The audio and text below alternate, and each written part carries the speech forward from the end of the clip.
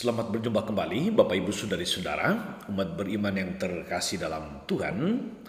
Selamat berakhir pekan bersama keluarga, bersama para sahabat. Semoga akhir pekan ini membawa kegembiraan, membawa sukacita dan kesegaran baru dalam hidup kita. Hari Sabtu tanggal 29 Mei 2021. Saya Romagus CSR mengajak Bapak Ibu Saudari-saudara merenungkan Injil Markus bab 11 ayat 27 sampai 33. Dalam nama Bapa dan Putra dan Roh Kudus. Amin.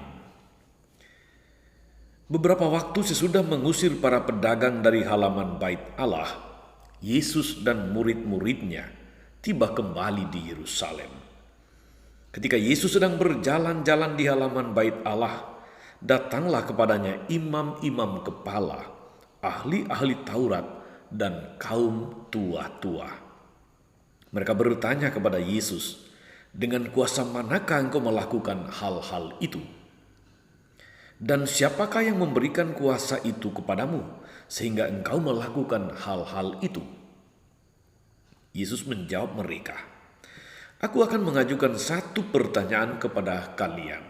Jawablah aku, dan aku akan mengatakan dengan kuasa mana aku lakukan hal-hal itu.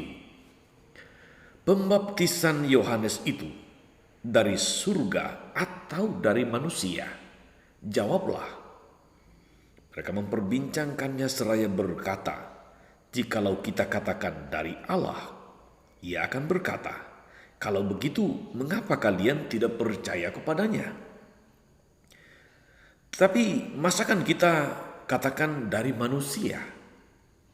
Sebab mereka takut kepada orang banyak, karena semua orang menganggap bahwa Yohanes betul-betul seorang nabi. Maka mereka menjawab kepada Yesus, "Kami tidak tahu." Maka kata Yesus kepada mereka, "Jikalau demikian, aku pun tak akan mengatakan kepada kalian dengan kuasa manakah aku melakukan hal-hal itu." Demikianlah Injil Tuhan. Bapak Ibu Saudari-saudara, para pendengar setia Renungan Mutiara Pagi dimanapun Anda berada, dalam hidup ini kita mengenal kalimat ini. Ada aksi, ada reaksi. Mudah diterjemahkan dalam pengalaman. Tindakan seseorang yang baik sekalipun, yang positif, yang benar sekalipun, tidak selalu dapat diterima dengan baik oleh orang-orang lain, apalagi mereka yang merasa diri mempunyai kuasa, mempunyai otoritas, mempunyai kewenangan. Tindakan tegas Yesus yang membersihkan Bait Allah dari para pedagang, dari macam-macam manipulasi di sekitar Bait Allah, menimbulkan reaksi imam-imam kepala, ahli-ahli Taurat, dan kaum tua-tua.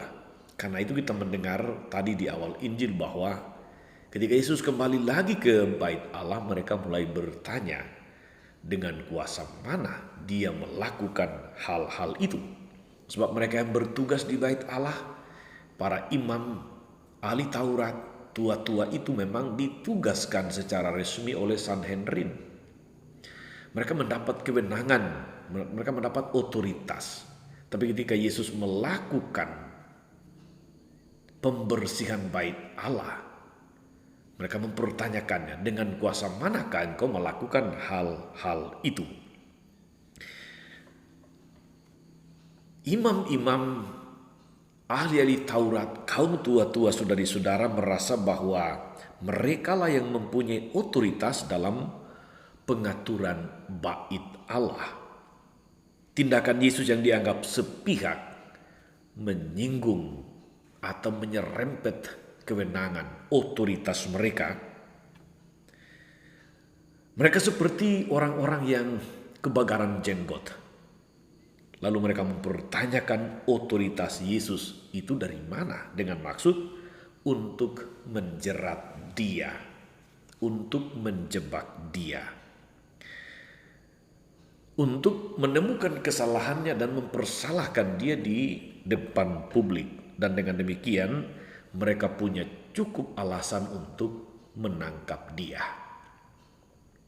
Bapak Ibu, saudari-saudara, umat beriman terkasih, para pendengar, para sahabat setia dimanapun juga, pertanyaan pancingan mereka tadi lalu ditanggapi Yesus dengan pertanyaan sebaliknya tentang baptisan Yohanes untuk mengungkap motivasi terdalam mereka bertanya tentang otoritas Yesus.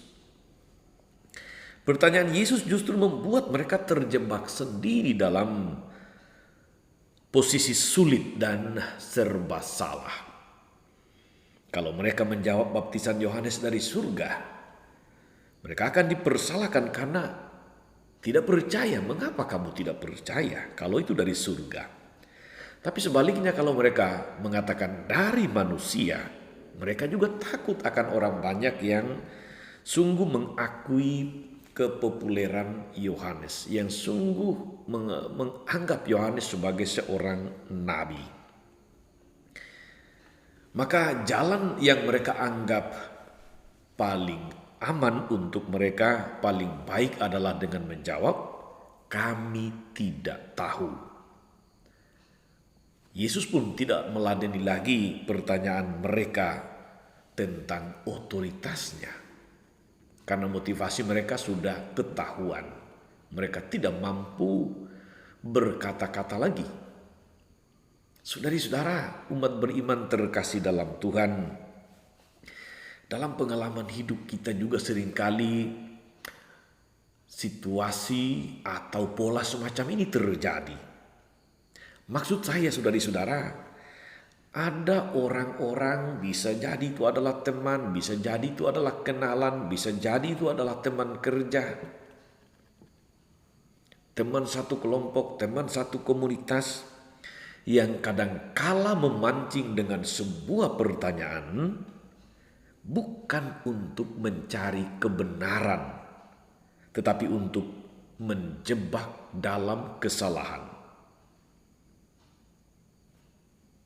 Pengalaman seperti ini sering ada, mau itu dalam kelompok religius, mau itu dalam kelompok-kelompok yang berbau rohani, apalagi dalam dunia kerja, dalam dunia politik, dalam hidup bersama kita di tengah masyarakat.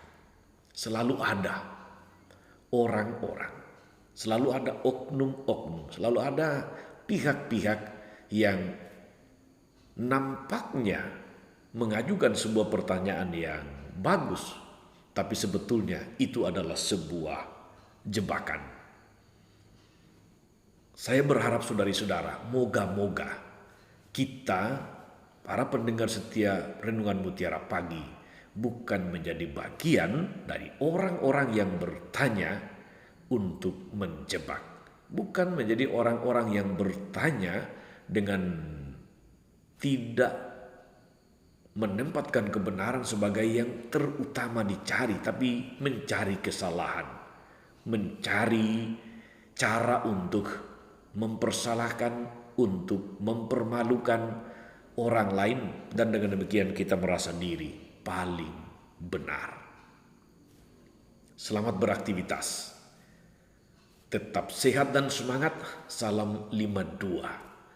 Tuhan Yesus memberkati. Maria Bunda selalu menolong, setia mendoakan kita semua. Amin. Tuhan Yesus Kristus, kami bersyukur karena Engkau senantiasa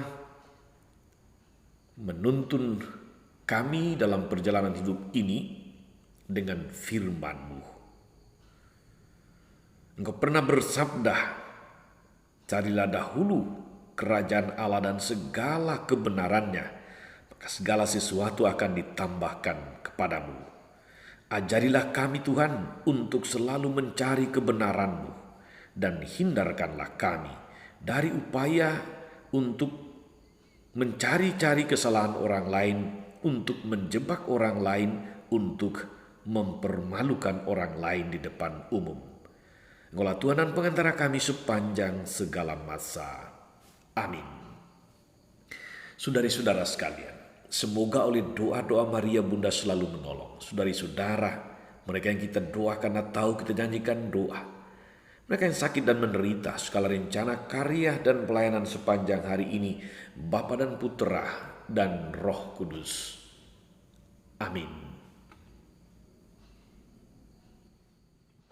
Jangan lupa like, subscribe, nyalakan lonceng notifikasinya.